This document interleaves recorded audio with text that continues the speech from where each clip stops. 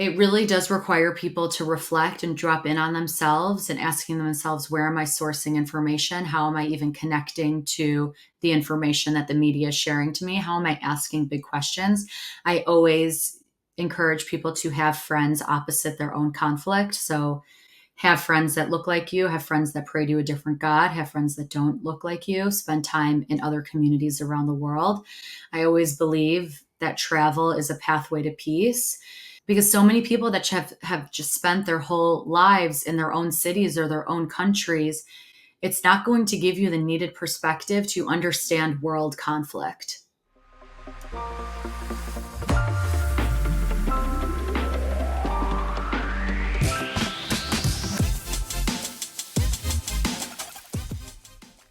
Hi, everybody. This is Erin, Rachel Doppelt. So happy to be here on Your Superior Self. Thanks for having me. Oh, beautiful. Perfection. I love it.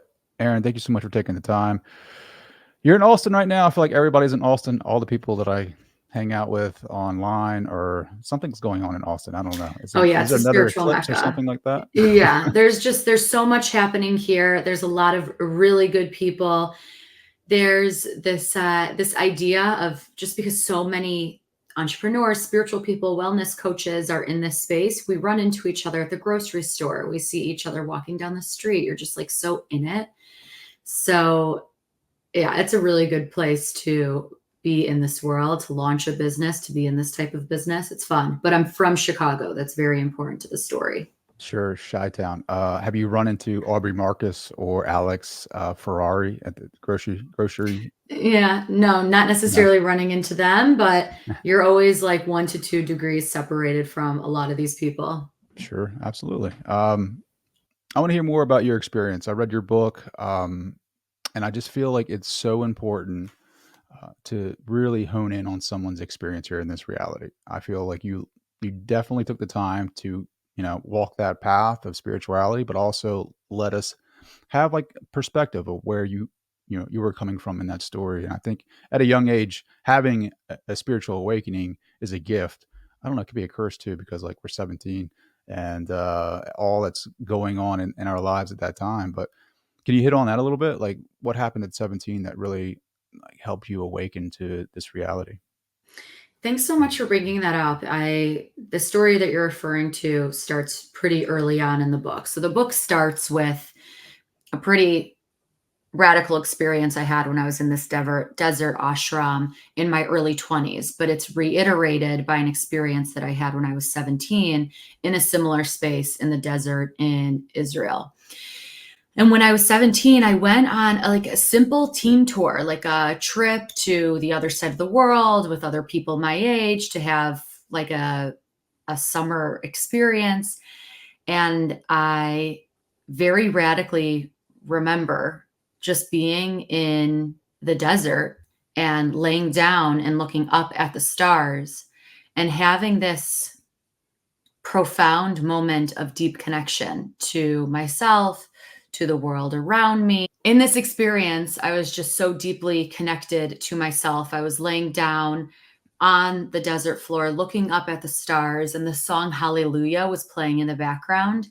And I remember it so vividly, as if I could drop back into that moment in time right now. But I just looked at the stars and I had this radical understanding that there is so much out there. There is so much out there. This galaxy, we are just this little earth floating around. There's so many other energies and planets and likely species. And in this moment of time, I am going to shine as brightly as I can, just like these stars. I may as well. I have nothing to lose.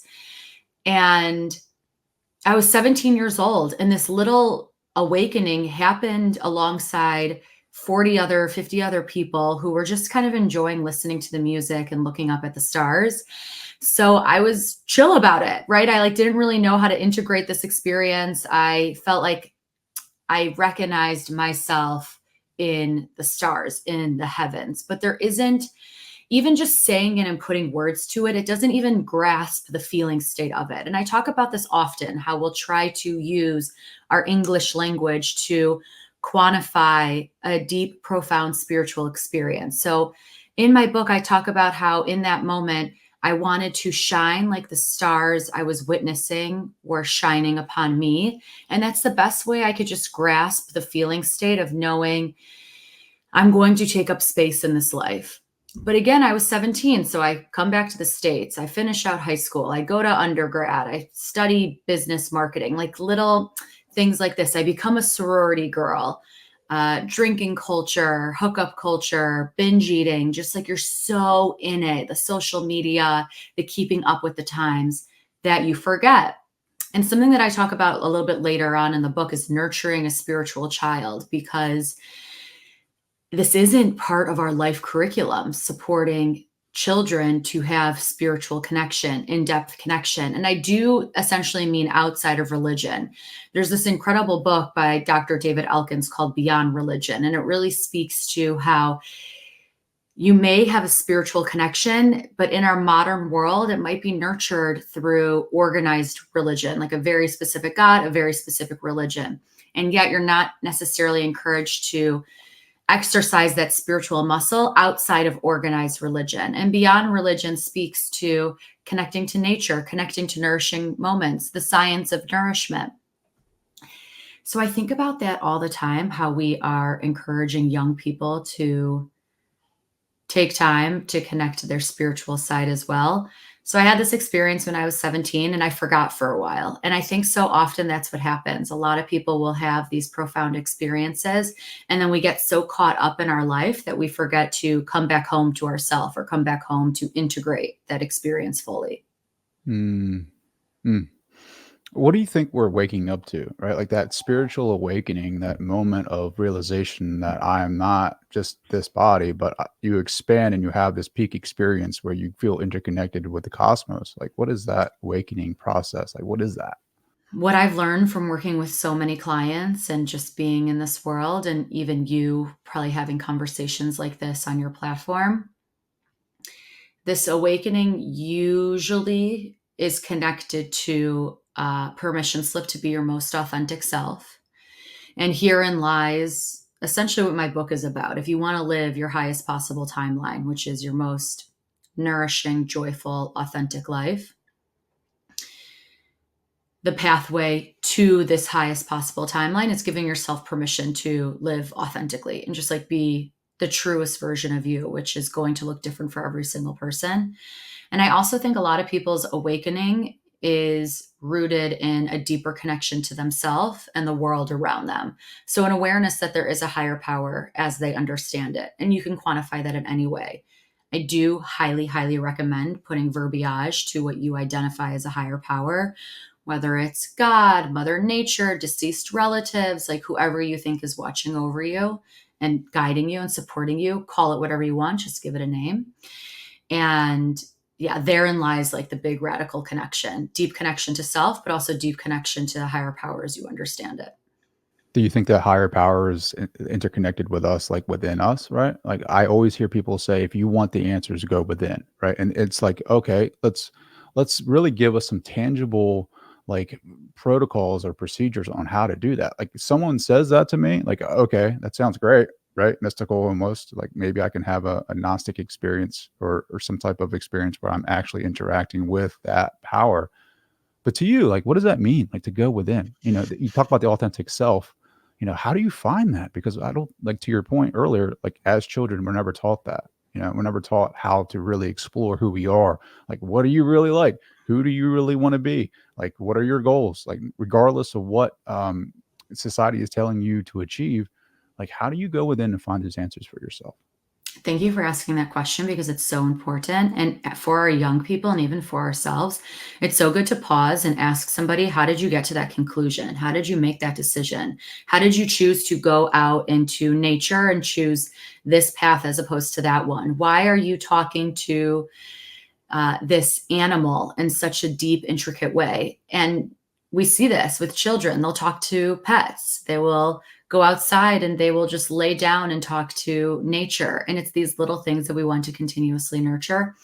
I call this the inner guru connection. So the way that I like to explain it is soul versus spirit. And one of my dear mentors, Athena, also helped me kind of dive into this conversation as well. So, soul is almost what is within self, which is what I call your inner guru.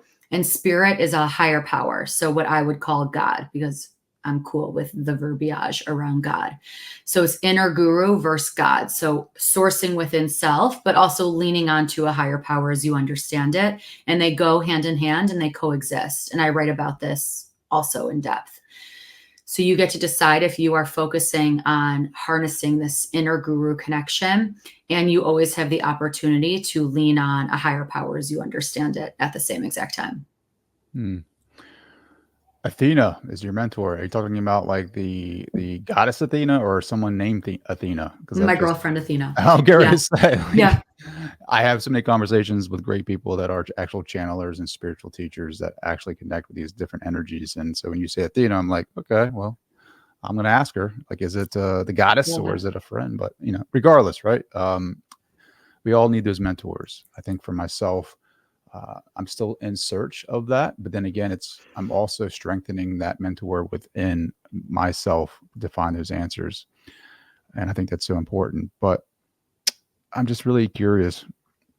You're reading your book and just the experiences that I mean, you literally traveled the world in search of yourself, essentially, right? And you went to ashrams, you found gurus, you've gone to Israel, you've seen sacred sites, you have been associated with the energy that's tied into those sites. I want to know, like, how do you experience reality right now? Like, how do you be in the world? I've looked into your podcast and I saw some of the other people that you have on your show. And I see how you really do invite in a lot of deeply spiritual people, psychics, mediums, people that can really drop in and channel. That essentially is not so much me. I decided a couple years ago to really be here in the physical world because I so admire mediums and psychics. Um, that is just not a superpower of mine. I have harnessed deeply and completely in this lifetime as of yet. And the reason being, I think I reincarnated into a physical body, a human meat suit for a reason, to take physical aligned action as a fair skinned female operating in like this current reality.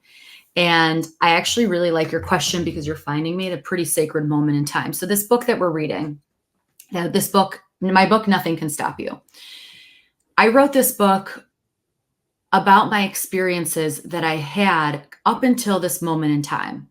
Who I am right now in this present moment is pretty integrated in a different way because I have a 6-month-old baby. So I'm finding myself in this pretty radically different time in my life where I'm not sleeping a ton. I'm really dropping in. I'm birthed being into the world. I'm connecting to this new soul that I feel we really chose each other. So the way that I'm connecting to reality right now is a little bit in survival mode because I'm quite tired. And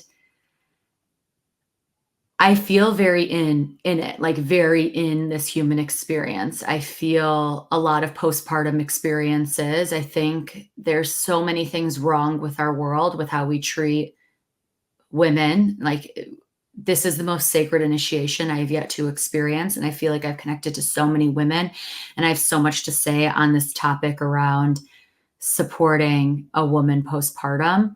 There's just little things that I think are so wrong with our society and our culture. And just for example, I don't think pregnant women or postpartum breastfeeding women should wait in lines. Like, I just don't think that there should be lines. Like, they should be able to skip the line. And I have like a whole piece that I'm writing about that as well. So when you ask me how I'm connecting to reality, I don't have a daily, like, I used to wake up, have this morning with meaning that was so devoted. I would do my sun salutations. I would make a cacao. I would journal. I'd connect to my heart space. I would honor my lineage. And I still pray and I still honor my lineage and I still eat with intention. Food is a huge pathway of connection for me. But I don't have this long morning routine anymore. I maybe will practice a couple breath work, gentle mindfulness, grounding practices while breastfeeding. Maybe a walking meditation when I push my baby Eden in the stroller on our morning or midday or afternoon love walks. I may call a friend or listen to a podcast as opposed to some other rituals that were such a big part of my life for so long. And that's one of the greatest things about being part of this human experience is we are supposed to change and we are supposed to integrate into this quote unquote next version or 2.0 version of ourselves. And we're always growing and expanding in that way as well. And I always trust that whatever life experiences I have had and continue to have are there to integrate the teachings so I can speak about them from a place of here's how I healed or here's how I expanded from this experience into the version of myself that is in a healthy headspace now, that is grounded now, that is sleeping now, that is a lot of my story is how I overcame anxiety. Anxiety is one of the most common obstacles for a lot of people. And just for everyone who's listening, if you experience anxiety and depression or disconnection from self, under stimulation, compulsive negative thought patterns, it usually is a sign that you are ready for a spiritual awakening. So it usually is a sign that you have like a really incredible quantum leap or catapulted journey ahead of you. You just have to answer the call and show up for that. Mhm.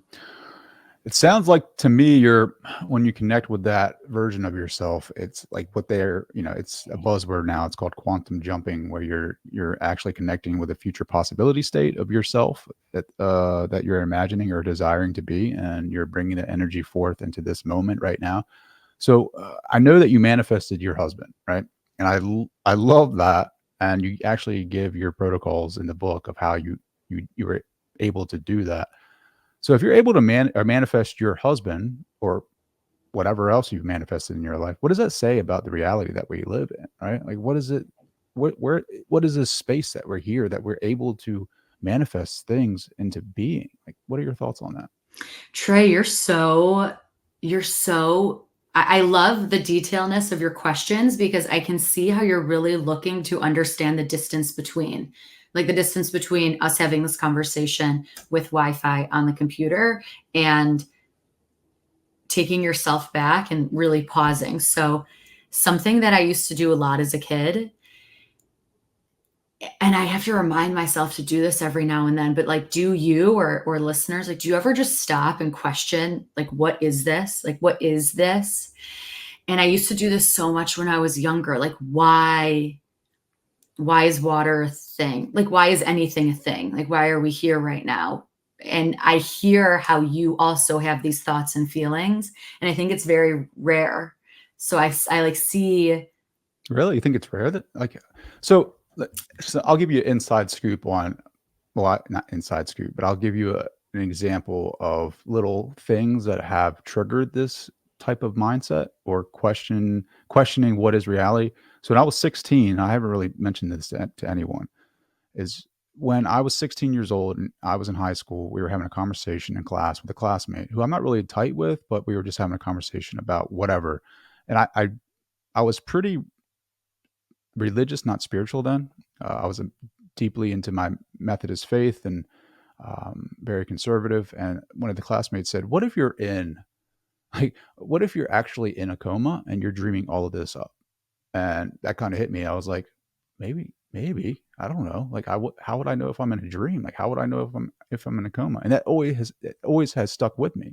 And as I've gone down my spiritual path, it seems like every great teacher is pointing towards that. Like from Yogananda to Plato almost, right? Like they're saying or pointing towards this reality isn't physical. It isn't really what we think it is. I mean, there's an astrophysicist from Johns Hopkins University that wrote in a journal article in Nature magazine that the universe is mind.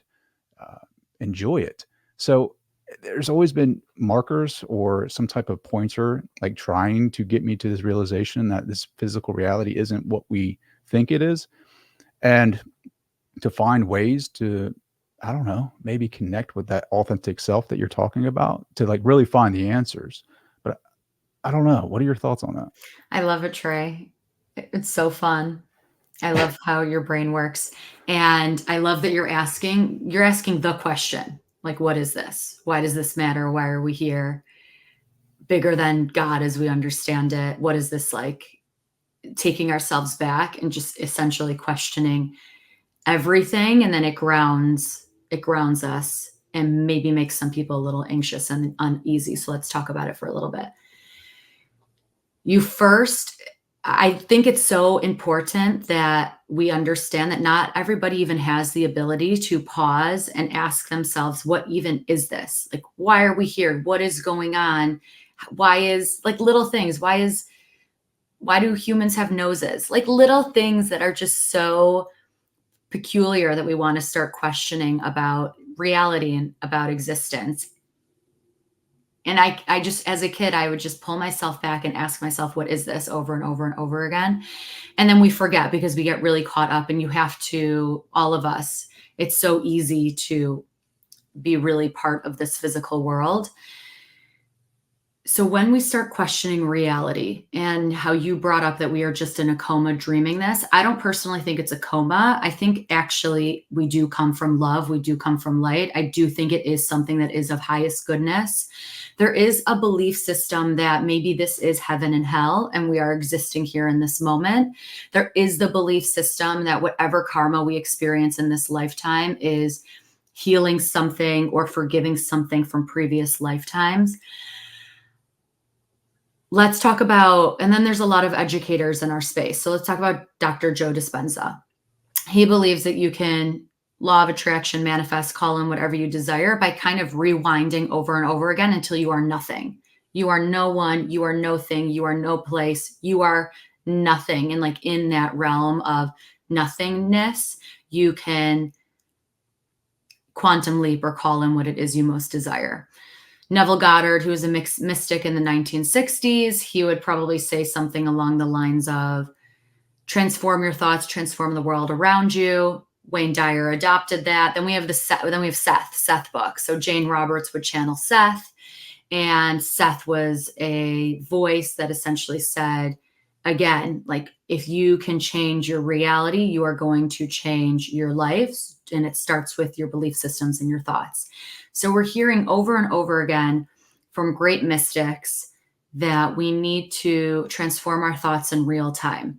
None of this matters if we are so stuck in our social media, if we are so stuck in promiscuity, our 5 p.m. glass of wine, Netflix. Like, the conversation you and I are having is accessible to people who are already having these thoughts, feelings, and conversations.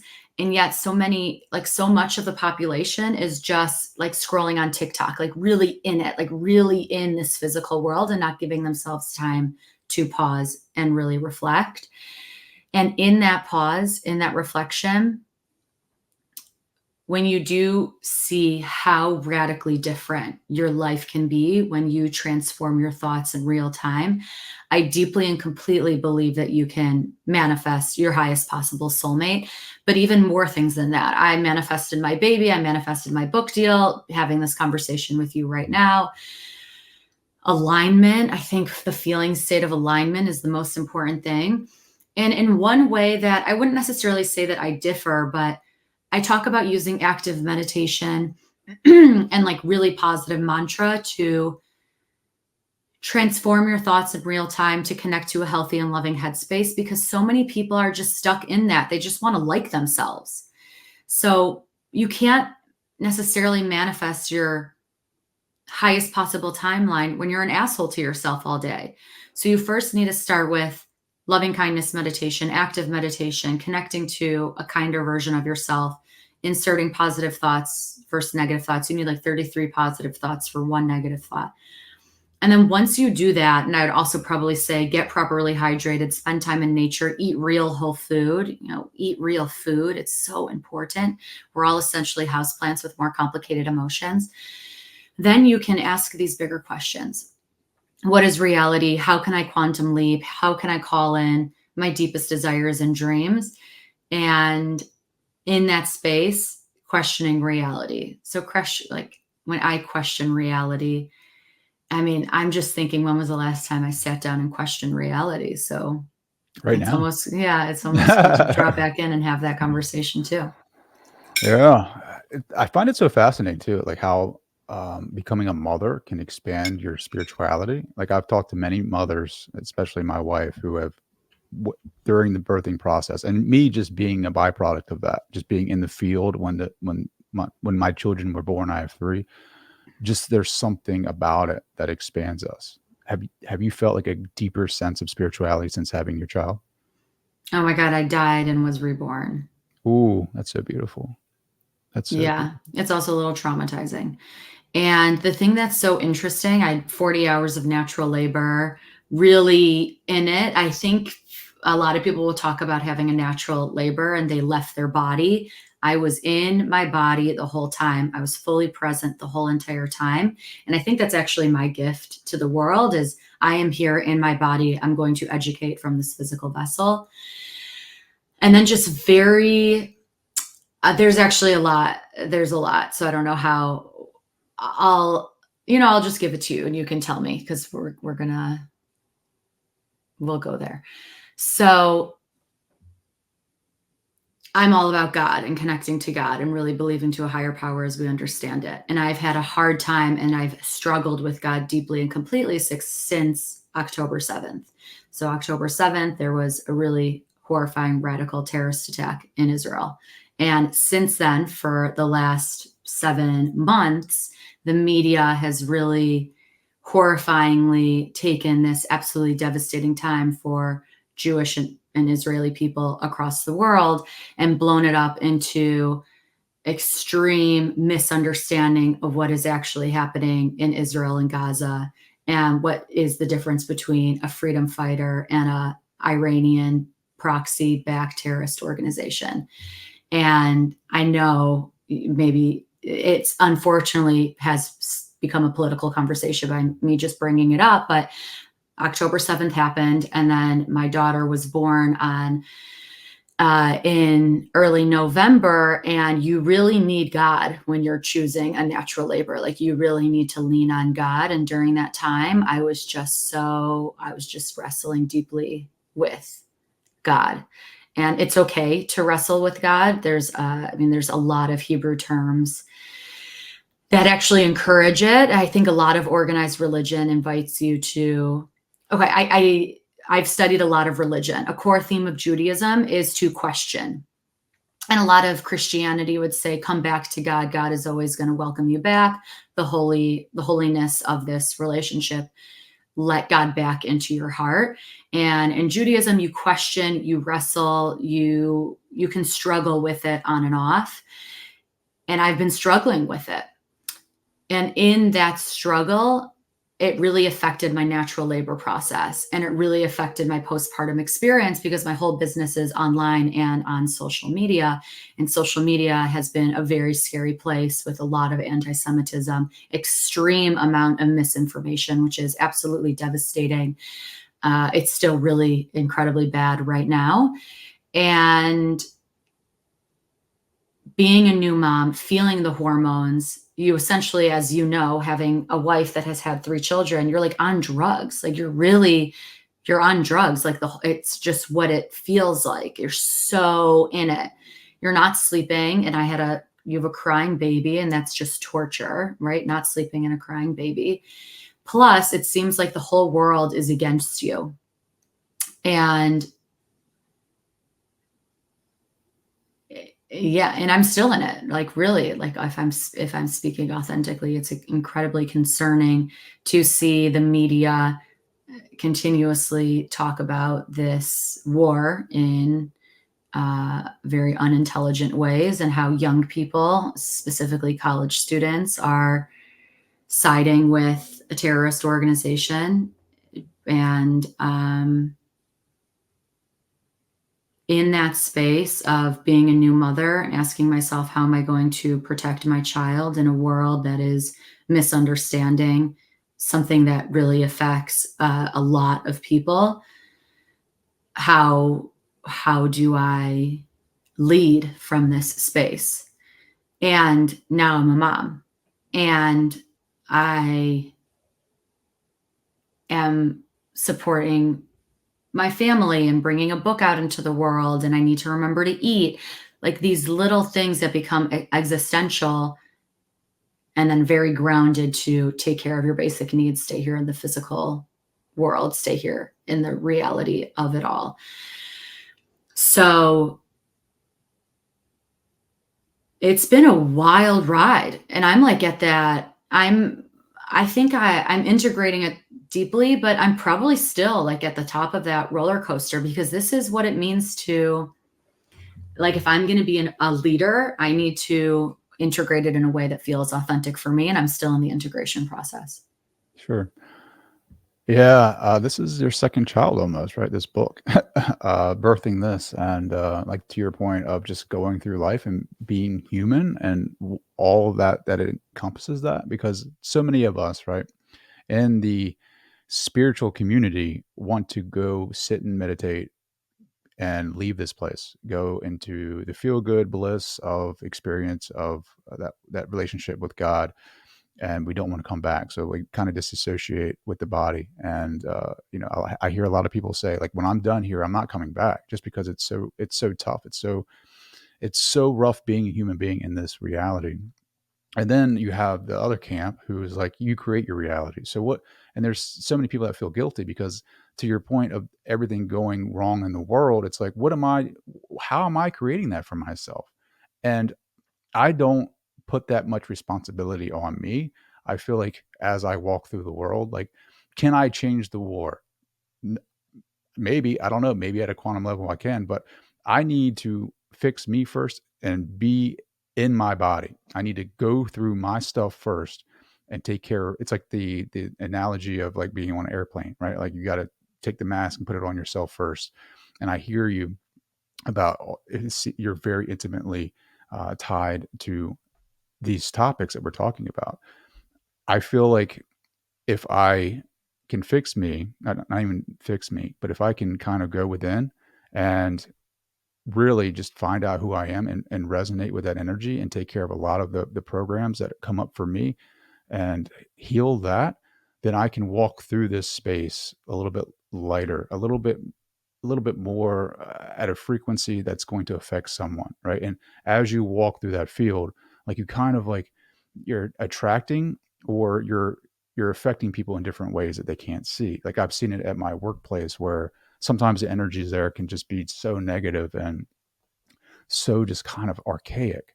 But the more that I work on me in meditation, and just to your point of like really being in the body, and everything that comes along with that, the pain and suffering, the uncomfortableness of that, and just the more that I can see the effects in my reality of other people that I have had communications with or conversations with prior to that, and totally see them differently, and like saying, like, there's a change in them somehow. I don't know what it is. I don't know if it could be this conversation that we're having, or just me being who I am. But when you start doing the work on yourself and going inward, I mean, I didn't birth three babies. I was there for that process. And to be completely honest with you, like, it was so hard for me to even like shed a tear, just because of the past programs of being a man, and what the gender roles have done to me.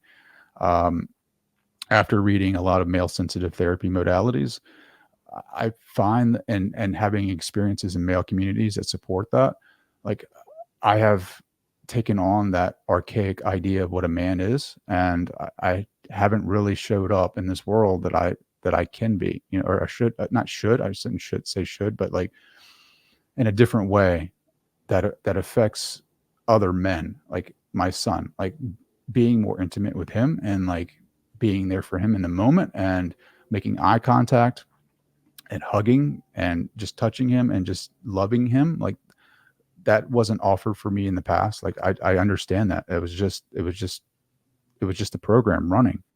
But the more that you kind of expand yourself in meditation, and read some of the books that are coming out about these programs. I mean, the programs are becoming more of the zeitgeist now. Like, people are understanding that there is subconscious programming running through our systems. I mean, Bruce Lipton talks about it all the time. But how do we break that? And I think it's realizing, expanding the aperture of our consciousness, and realizing that there are things happening that we can take a different perspective and viewpoint on and see it. And maybe that's the key, right? To all the war that is happening is like, if we can just show up in this reality as human beings and be in this world at a different frequency or have a different expanded awareness, like we start affecting other people around us, and maybe that's how the change happens. It's like throwing a stone in the lake, the ripple effects of that, and it gets bigger and bigger and bigger. Maybe that's it. But for the time being right now, like I find too many, and I know I'm going on a long rant, Erin. I promise you're going to speak here in a minute. I'm sure you want to, I love it. but the more that we can just be in our bodies and not disassociate and be like spiritual bypasser, but be in the body and just really feel it for what it is. I feel like that's where it starts. I like your tangent. How old are your children?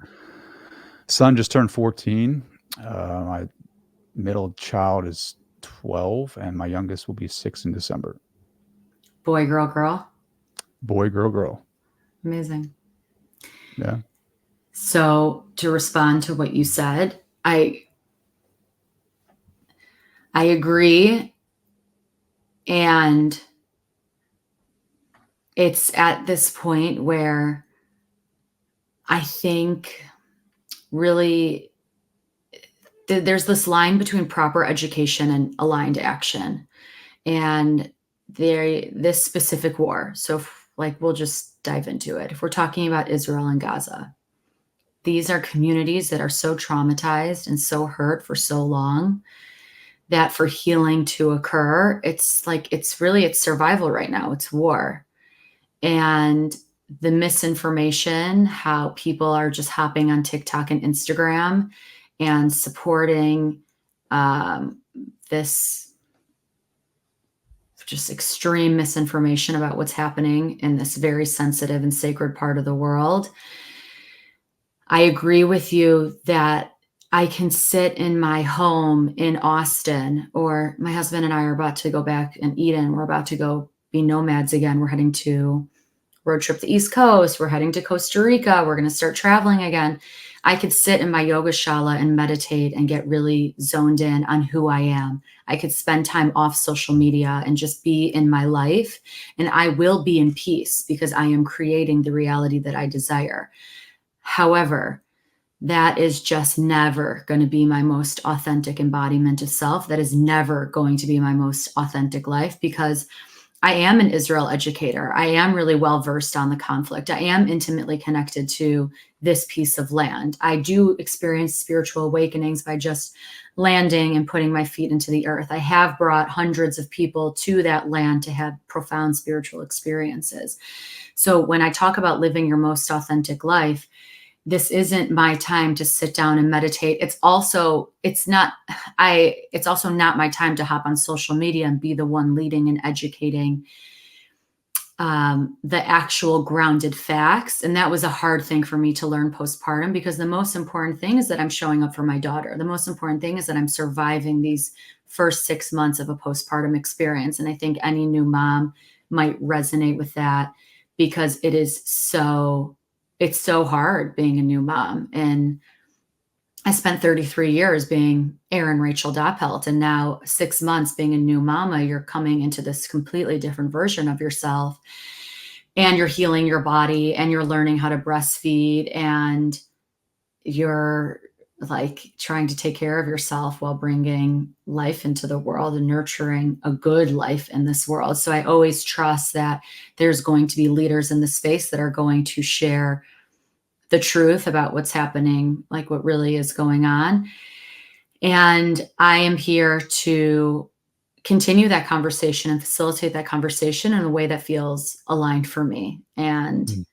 social media has become a war zone. So how am I participating in that war zone? Am I going to show up and share meditations to help people regulate their nervous systems? Am I going to share actual truth and factual information about what's actually happening on the other side of the world? Am I going to bring humanness to it? And that's something that I always come back into. I think we take out that these mothers in Gaza they're human. These Israelis that are hostages somewhere in a tunnel beneath Gaza, they are human.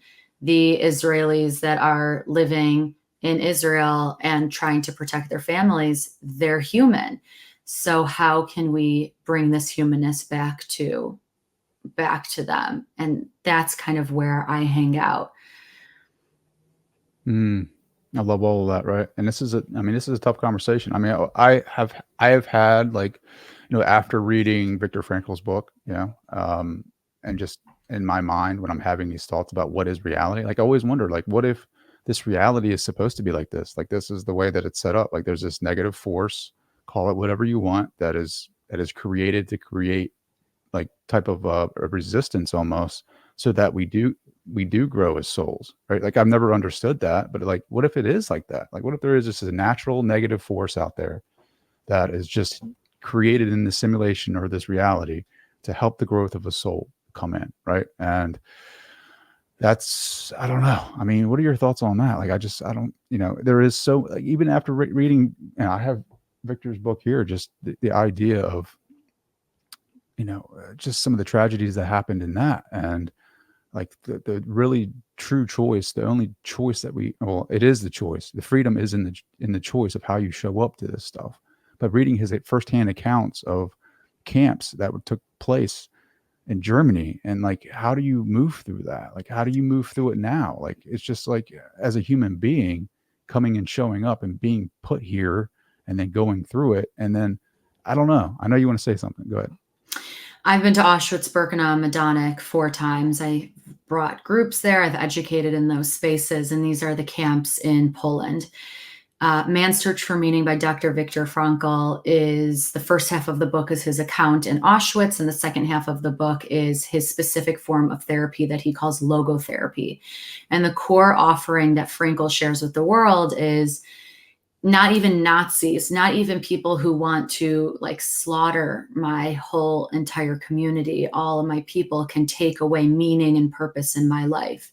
So as you and I were talking about before we hit record, Seligman of University of Pennsylvania, he brought into the world positive psychology. He's really the father of positive psychology in the West, which by the way is so American that we have such science rooted in happiness. And I talk about this a lot in the book. And Seligman brought to the world the PERMA model. And the M in the PERMA model is meaning, how essential it is to have meaning in our life. So essential, it's so essential to have purpose and meaning and connection day in and day out. So Frankl would say, not even a Nazi can take away the beauty of the sunset. I can still give myself the sunset, even if I'm in a concentration camp during the Holocaust, during World War II. And when we look at this example, first of all, history can't repeat itself. It's always going to be redefined in different ways, and we're always going to call it something different, right? So it's not Nazis, maybe it's radical Islamic jihad. It's not, we're talking about groups of people. There are horrible atrocities happening all around the world. Why is this specific one being publicized? Like our modern day conversation. So it really does require people to reflect and drop in on themselves and asking themselves, where am I sourcing information? How am I even connecting to the information that the media is sharing to me? How am I asking big questions? I always encourage people to have friends opposite their own conflict. So have friends that look like you, have friends that pray to a different God, have friends that don't look like you, spend time in other communities around the world. I always believe that travel is a pathway to peace. Can eat different food, talk to people that speak a different language, because so many people that have just spent their whole lives in their own cities or their own countries, it's not going to give you the needed perspective to understand world conflict. And so much of my book is about travel and honoring that deep desire to like eat the world. And essentially, I do mean like physically eat food from different cultures, but also conversations that are so nourishing and deeply connected. And coming back to Frankl, this essence of having deep understanding and meaning in our life, and how was I born as a Jew in Chicago as opposed to a Jew in Israel? Like easily my ancestors could have fled from Europe and gone to Israel as opposed to coming to the States. And then I would be a completely different person in like growing up in that land. Although I've spent a lot of years living in Israel, living on the land as well. How how did that come to be? And I believe that my soul chose this life. So I do think, and it is pretty triggering for some people, but I believe that our soul chooses our parents. It's a really hard one to digest sometimes. Not everyone needs to adopt that belief, but whatever we need to learn in this lifetime, our parents are typically the ones that are going to help facilitate that transformation. From that programming, from what we learn from our parents, it's going to support you in choosing the romantic partner for you. I believe I married and procreated with my highest possible soulmate in this lifetime. And then my daughter Eden, I truly believe that we chose each other. So she like really cried a lot in the beginning of entering into this world, which was really hard for me to manage, and the sleeping and the making sure she's eating enough and pooping enough and just like all the things of being a new mother was the experience I needed to really connect to my life in a way where I am showing up as my most raw self Hmm. and almost unlearning all the other things that I thought were important to me. And I love how you said how you're showing up for your son. It is so important that we touch our children's faces. This is one way that we co-regulate. So many kids need their parents to co-regulate, specifically, yes, their mother and their father, but specifically their mother. A lot of people need their mother to co-regulate. And I love how you're also talking about unlearning this programming to become essentially the best father that you can be, the best man that you can be, because that a radical, radical awakening is happening right now. And there is a very primal response to war. There is a very primal response to bringing a child into the world. And that usually lies in compassion and action. And they go back and forth as well. But from this place that we're having this conversation, and I know we kind of jumped around a lot of different places, and the truth is, I'm speaking about things that I'm still deeply, deeply processing. And a lot of these things I keep close to my heart, and I'm not necessarily, when something is that close to the heart, I think it's important to integrate before speaking about it. And also, a lot of what I'm moving through right now, I'm moving through in real time, and I'm processing with you out loud in real time because I am still deciding what does it mean uh, be this educator on a piece of land that is so misunderstood and has so many horrible misinformation, propaganda things being spoken about it right now. As a new mom, as an author, as an entrepreneur, as somebody that really wants to protect my own peace in that same space as well, and questioning reality, which we're doing together. Yeah. Just listening to that and taking it in, like misinformation, misconceptions. What are your thoughts on like misconceptions about spirituality? What are some of those that you hear about? Oh my God, don't even get me started on veganism. I think, and we all fell into that trap. It's like I love talking to spiritual people about how we feel like we need to be vegan. Like, why do we, like, I was vegan when I was living, I was raw vegan. I was juice cleansing. I've done parasite cleanses. I've only eaten fruit and vegetables. I've only eaten things from the earth. I was sattvic at one point where you don't eat potatoes or garlic or onion, which is like it's Jain. So Jain is a segment of Hinduism where you're not eating any of these plants from the earth. And oh my God, and I've talked about this on other episodes, but when I was vegan, I would have these like really romantic dreams about cheeseburgers. My body was literally telling me that you need to start eating meat. And when I returned home from India in March of 2015, I was sick. Like I didn't feel well. I wasn't doing well. I had terrible cystic acne. I was living in Mumbai. I would blow my nose and it would be brown. Like it's just so polluted, the air that you're breathing all the time. And it's just a ton of seed oils, like inflammatory oils. And I went to all these naturopathic doctors, and this one naturopathic doctor said, Erin, I will not work with you unless you start eating meat. And I started eating grass-fed meat, and like the coloring came back into my cheeks, like everything shifted, especially for menstruating women. It really helped me uh, connect more deeply to my cycle. And especially now, almost a decade later of being vegan, I still find myself having these moments of almost like paying for it, quote unquote. And also birth control pills. Like, I just pray that we can support women in learning how to track their cycles naturally. I have all of chapter 12 dedicated to feminine embodiment rituals. But veganism is something that I think so many spiritual people adopt this practice that we need to be vegan, when in reality it's so essential for us to eat animal protein. I'm drinking coffee right now with raw dairy. My husband and I live a pretty carnivore lifestyle, especially in Austin. We are very connected to our ranchers. We buy straight from the farmer. We eat a lot of raw dairy. Everything is grass fed, grass finished, pasture raised chicken, turkey, eggs. And my health, Baruch Hashem, thank God, I feel so good. And especially for postpartum women, I mean, you bleed so much. You need to replenish. You need to eat real food to really replenish your sources. So a big thing that I talk about in the book is believing you need to fit in this spiritual quote unquote box. And another one is spending time in silence. I think silence is so, so, so important, but I find connection to God via conversation, via connecting to other people. And I talk about this a lot in the book. It is important to spend time in silence to really connect to your inner wisdom, your inner leader, what feels most authentic for you.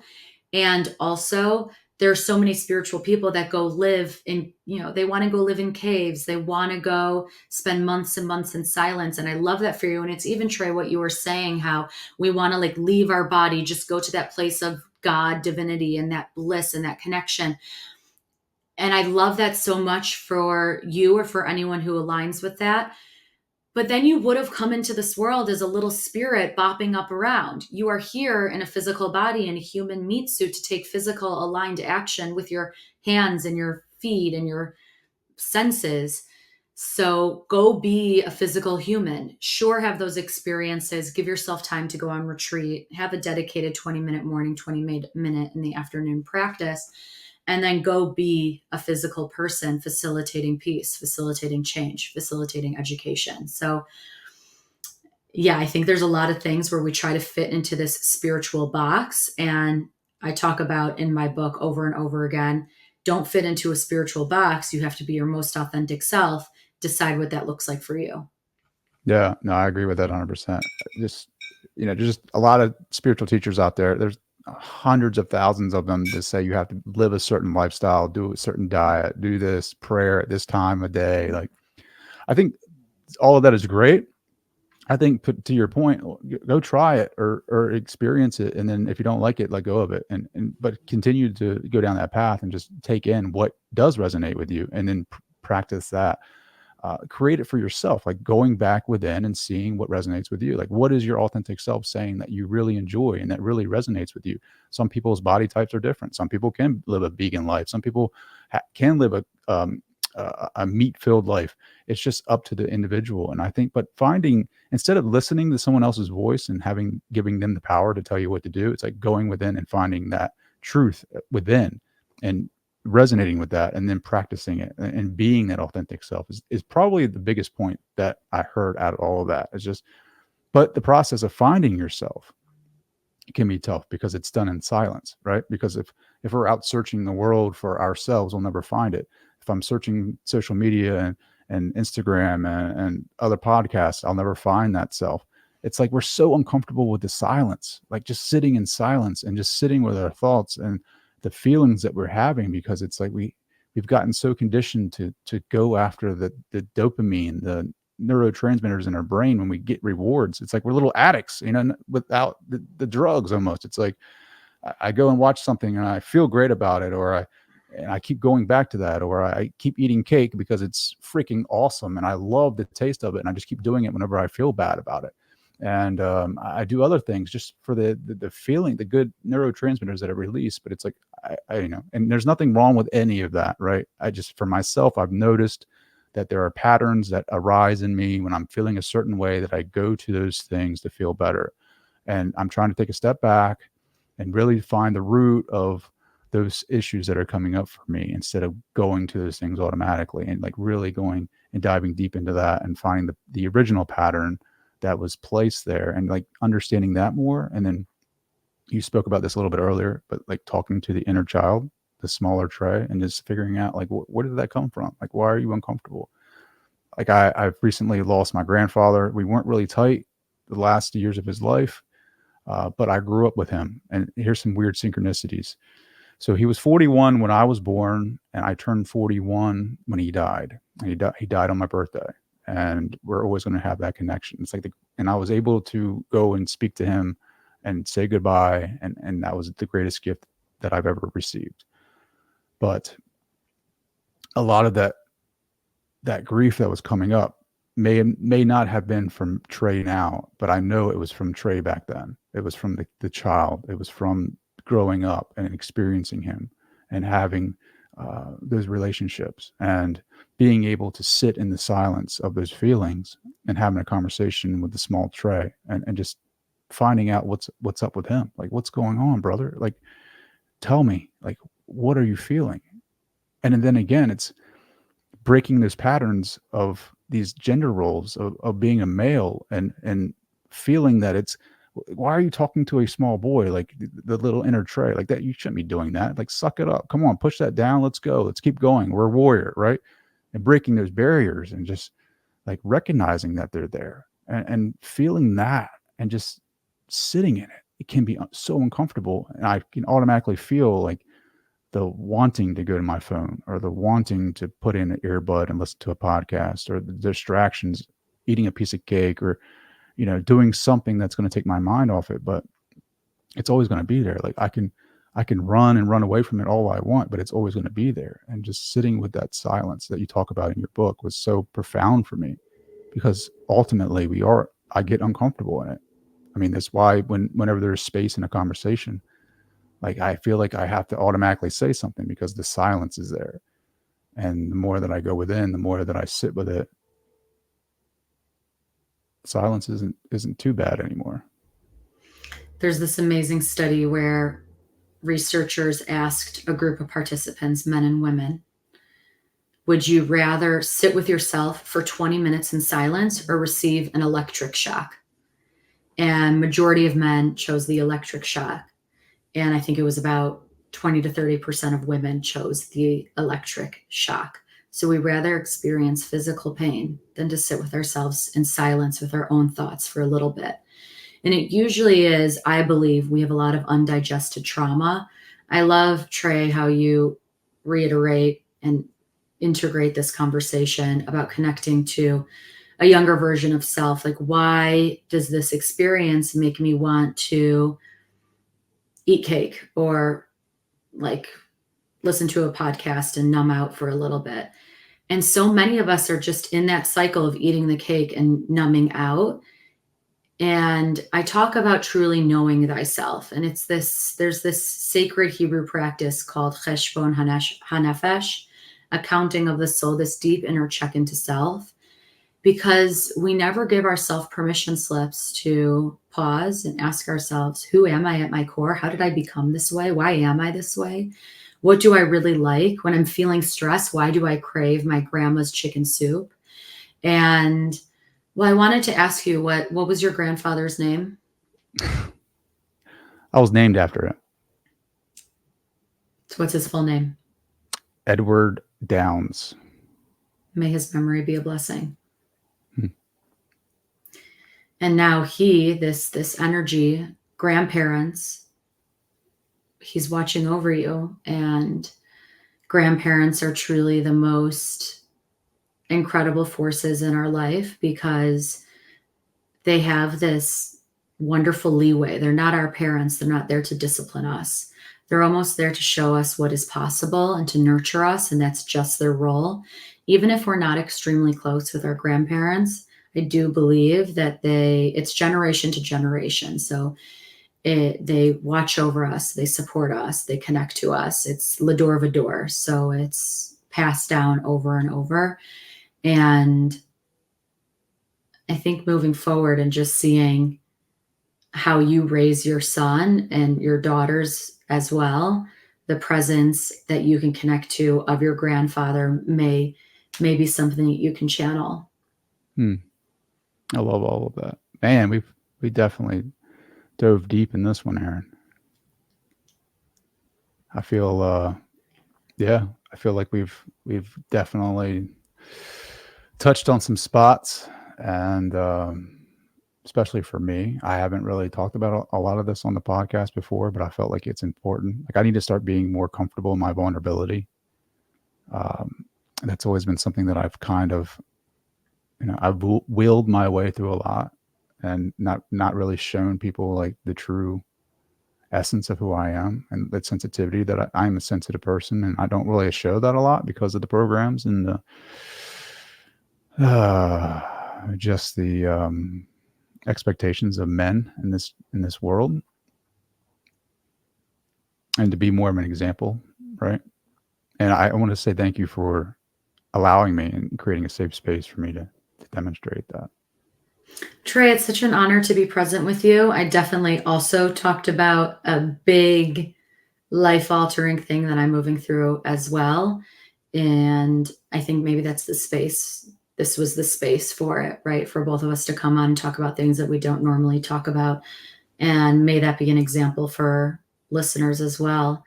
Because even if we are still moving through it, at least we're speaking from a space of authenticity. And that's all I feel comfortable sharing with the world. Mm.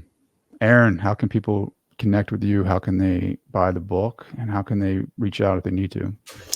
I'm Erin R. Doppelt on Instagram at Erin, ERINRDOPPELT. So you can hang out with me there.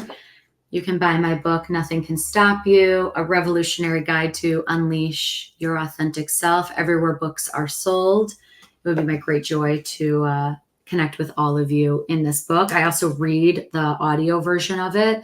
So the rituals, the meditations, the manifestations, the practices, I guide you as if you and I are just hanging out and you get a private session with me. So definitely, if you like listening to things, you can check out the book on Audible.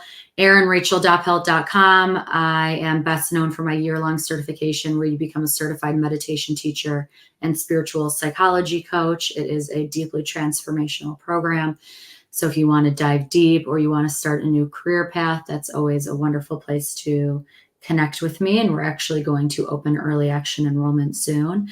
But please DM me on Instagram, say hi, let me know that you listen to this podcast. I'm always so curious to connect with all of you. And I have so many free manifestation masterclasses and meditation practices that I can send over. So definitely head on over and say hi. Thanks so much for Absolutely. having me. Yeah. There's so many things I didn't get to hit on. Like I wanted to talk about the false guru and like the exorcism that you experienced in the desert ashram, but maybe next time.